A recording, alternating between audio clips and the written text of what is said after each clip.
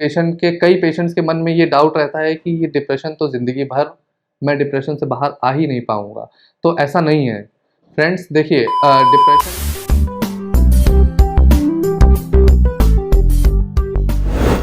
Hello friends, मैं doctor Avanindra Awasthi हूँ। मैं एक जनरल सर्जन हूँ और आज हम लोग बात करेंगे एक बहुत ही महत्वपूर्ण बीमारी के बारे में, जो कि इस विश्व में और हमारे समाज में बहुत तेज़ी से बढ़ रही है, जो कि है डिप्रेशन। आज हम लोग डिप्रेशन के बारे में बात करने वाले हैं। अगर हम आंकड़ों के ऊपर जाएँ, तो डिप्रेशन हमारे समाज में 100 में से 16% लोग कहीं न कहीं डिप्रेशन से ग्रसित हैं। अगर हम डिप्रेशन के लक्षणों की बात करें, हम पहचानेंगे कैसे कि ये व्यक्ति को डिप्रेशन है या नहीं? तो इसका जो सबसे मुख्य लक्षण डिप्रेशन का है, वो है sadness of mood. Sadness of mood मतलब मन की उदासी। पेशेंट का मन हमेशा उदास रहता है। हमें कोई भी चीज़ अच्छी ही नहीं लगती है। अब आप बोलेंगे कि डॉक्टर साहब मुझको तो डे टू डे लाइफ़ में भी उदासी आती है।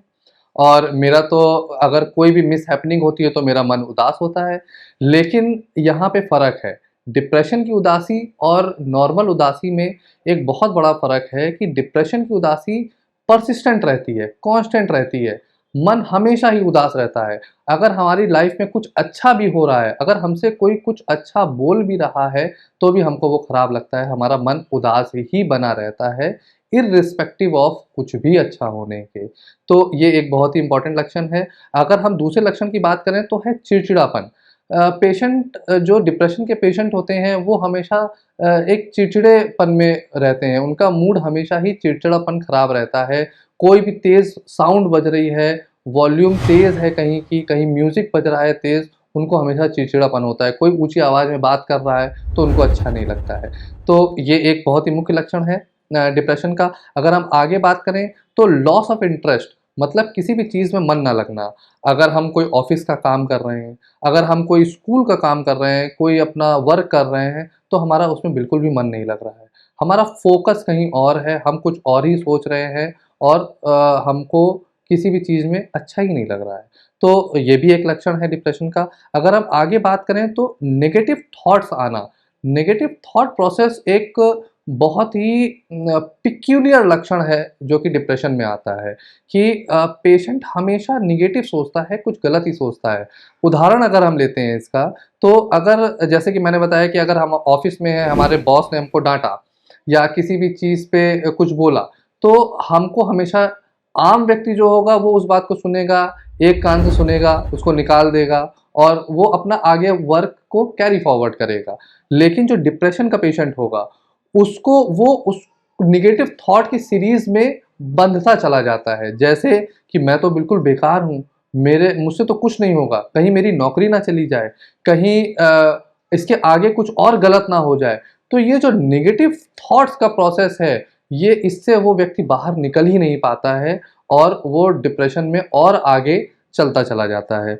तो ये अगर कुछ हम लोग बात करें तो ये कुछ डिप्रेशन के लक्षण हैं। अब अगर हम बात करें कुछ शारीरिक लक्षणों की, कि डिप्रेशन में शारीरिक लक्षण क्या आते हैं, तो इसमें जो सबसे इम्पोर्टेंट लक्षण आता है वो है लॉस ऑफ एनर्जी। मतलब कि हमको कोई भी एनर्जेटिक फ़ील नहीं करते हम लोग। हमारा दिनचर्या जो होती है वो बहुत ही शिथिल होती है। हमें डे टू डे लाइफ़ में कोई भी काम करने में मन नहीं लगता है, कोई एनर्जी नहीं लगती है। अगर हम आगे बात करें तो लॉस ऑफ कंसंट्रेशन मीन्स जैसे कि मैंने बताया कि हमारा फोकस नहीं है किसी चीज़ में और हम अपना वर्क को बहुत अच्छे से कंसंट्रेट होके नहीं कर पा रहे हैं।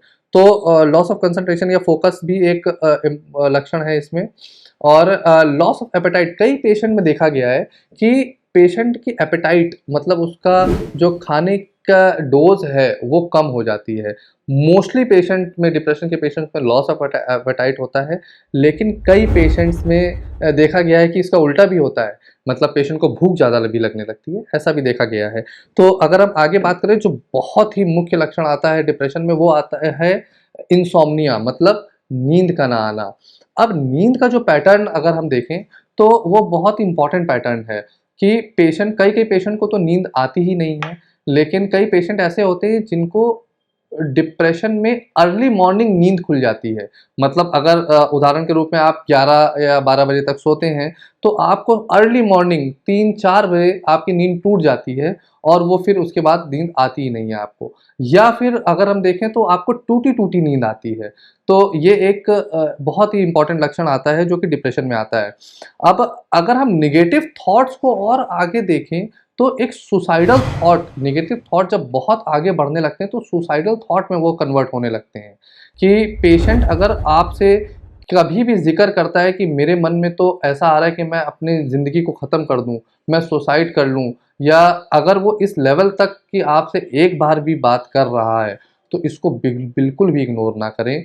इसका मतलब है कि उसको तुरंत मेडिकल अटेंशन की ज़रूरत है और उसको डॉक्टर को दिखाने की तुरंत ज़रूरत है। तो डिप्रेशन के कारण की अगर हम बात करें, तो जेनेटिक्स देखा गया है कि बहुत ही इम्पॉर्टेंट रोल प्ले करता है डिप्रेशन में। जेनेटिक्स में अगर आपके फैमिली हिस्ट्री में कभी किसी को डिप्रेशन रहा हो, तो उसके जीन्स कैरी फॉरवर्ड आपके में भी होते हैं और वो कहीं न कहीं लाइफ में डिप्रेशन आपको कॉज़ करते हैं।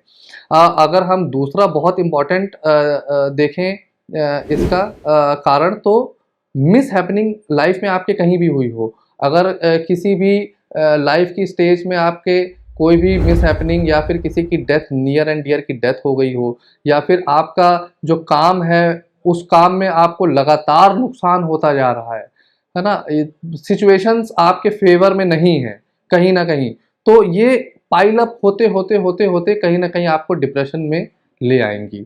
अब अगर हम और साइंस में आगे देखें, तो डिप्रेशन ऐसा साइंस बोलती है कि मुख्य हमारे जो खुशी के हार्मोन होते हैं, वो 3 हार्मोन होते हैं, जैसे कि सेरोटोनिन, नॉरएपिनेफ्रिन और डोपामाइन।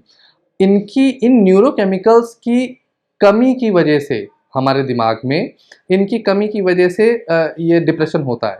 जैसे कि अगर इसमें हम लोग का कोई रोल नहीं होता, हम लोग कुछ नहीं कर सकते हैं। पेशेंट कहता है कि डॉक्टर साहब, मैं तो, मेरे लाइफ में सब कुछ अच्छा हो रहा है, मेरे लाइफ में कुछ भी खराब नहीं हो रहा है, लेकिन फिर भी मेरा मन उदास रहता है।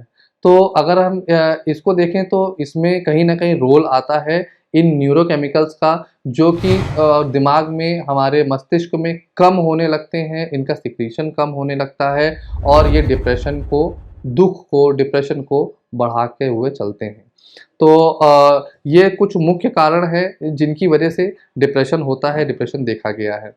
अब चलिए जानते हैं कि डिप्रेशन को हम लोग ठीक कैसे कर सकते हैं, मतलब इसका ट्रीटमेंट क्या है? क्या ये ठीक होता है? या ये पेशेंट के, कई पेशेंट्स के मन में ये डाउट रहता है कि ये डिप्रेशन तो ज़िंदगी भर मैं डिप्रेशन से बाहर आ ही नहीं पाऊँगा। तो चलिए जानते हैं कि पेशेंट ठीक कैसे होंगे, इसका ट्रीटमेंट प्रोटोकॉल क्या है? देखा गया है कि एक्सरसाइज़ एक बहुत बड़ा रोल प्ले करती है डिप्रेशन से बाहर आने में। एक्सरसाइज़ में आप कुछ भी कर सकते हैं, जिमिंग कर सकते हैं, स्विमिंग कर सकते हैं, वॉकिंग, ब्रिस्क वॉकिंग, जॉगिंग, कुछ भी आप एक्सरसाइज़ ऐसी अपने डे टू डे लाइफ़ में, योगा, इसको आप प्रैक्टिस कर सकते हैं, जिससे कि आपके खुशी के हार्मोन्स बढ़ेंगे और आप डिप्रेशन से बाहर आने में आपकी मदद करेंगे। आगे अगर हम मेडिसिन्स की बात करें, तो हम लोग कुछ ऐसी मेडिसिन्स, एंटी डिप्रेसेंट्स देते हैं जो कि इन हार्मोन्स को, इन न्यूरोकेमिकल्स को, जैसे मैंने कि बोला, सेरोटोनिन, नॉरएपिनेफ्रिन और डोपामाइन, इनको बढ़ा के चलते हैं, जिससे कि पेशेंट्स के अंदर डिप्रेशन दूर होता है और एक खुशी की फीलिंग जागृत होती है। अब आगे अगर हम बात करें कि एक साइकोथेरेपी, जिसको हम लोग काउंसलिंग, इसका बेटर टर्म साइकोथेरेपी ही है। साइकोथेरेपी बहुत ही अच्छा रोल प्ले करती है। हम पेशेंट्स के मनोभाव को समझते हैं, उनके मन की फीलिंग्स को, उनके डिप्रेशन के कॉज़ को समझने की कोशिश करते हैं और उसको दूर करने की कोशिश करते हैं काउंसलिंग द्वारा। तो फ्रेंड्स, मैं एक बहुत बड़ा डाउट एक और आता है हमारे मन में। कई पेशेंट्स हमसे पूछते हैं कि क्या डॉक्टर साहब, डिप्रेशन की दवा छूटती है, या डिप्रेशन की दवा कभी ज़िंदगी में नहीं छूटती, या डिप्रेशन की दवाओं से नींद आती है? तो देखिए, ऐसा बिल्कुल भी नहीं है। हम लोग को ने देखा है कि 6 से 9 महीने तक अगर हम लोग कंटिन्यू डिप्रेशन के ट्रीटमेंट, दवाएँ देते हैं, तो पेशेंट की दवा धीरे-धीरे टेपर करते हुए छूट जाती है। और जहाँ तक बात करें नींद की, तो कभी-कभी हमको सीडेटिव्स ऐड करने पड़ते हैं, क्योंकि मुख्य लक्षण डिप्रेशन का एक नींद ना आना भी होता है। तो लेकिन वो आगे चल के वो सीडेटिव्स भी छूट जाते हैं और 6 से 9 महीने में यूजुअली पेशेंट ठीक हो जाते हैं। कभी-कभी पेशेंट को इससे ज़्यादा भी समय लग सकता है। तो इसलिए मैं आपसे बोलना चाहूँगा कि डिप्रेशन को एक टैबू की तरह बिल्कुल मत कंसीडर करें, इसको खुल के बोलें, अपनी बात को खुल के रखें सबके सामने।